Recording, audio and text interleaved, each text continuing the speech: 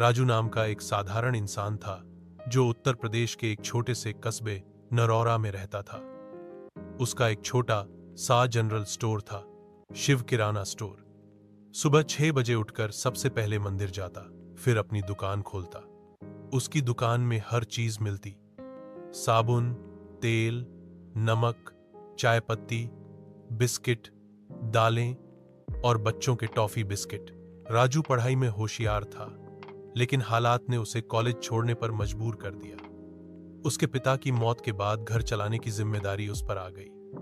मां बीमार रहती और एक छोटी बहन रिंकू स्कूल जाती थी। राजू दिन रात मेहनत करता, लेकिन आमदनी बहुत सीमित थी। फिर भी वह कभी शिकायत नहीं करता। एक दिन उसके गांव में नए स्कूल की मैडम आई, कविता जी।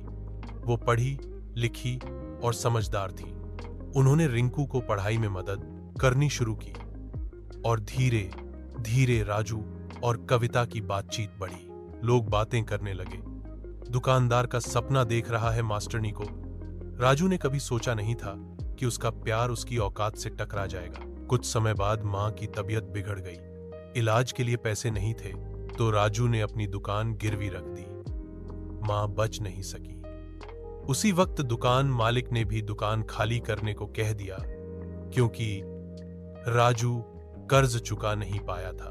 अब उसके पास न दुकान थी, न पैसा, और ऊपर से बहन की पढ़ाई की जिम्मेदारी। कविता जी ने मदद की पेशकश की, लेकिन राजू ने मना कर दिया। वो स्वाभिमानी था, किसी पर बोझ नहीं बनना चाहता था। राजू शहर गया, वहां सब्जी मंडी में काम करने लगा। दिन भर बोरे ढोता, रात को सड़क किनारे सोता, लेकिन उसने पैसे जमा करने शुरू कर दिए। 2 साल बाद जब वह गांव लौटा, तो उसके पास एक पुरानी जीप और थोड़ी बचत थी।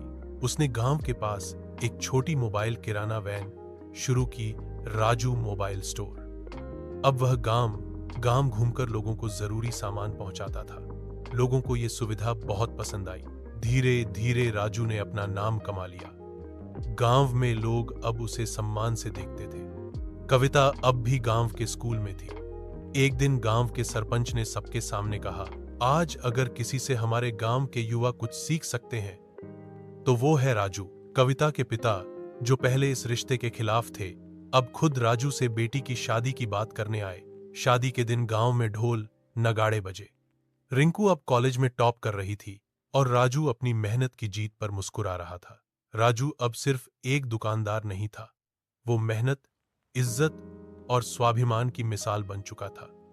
उसकी कहानी बताती है कि किस्मत चाहे जितना गिराए, अगर इरादा मजबूत हो तो इंसान फिर उठ खड़ा होता है।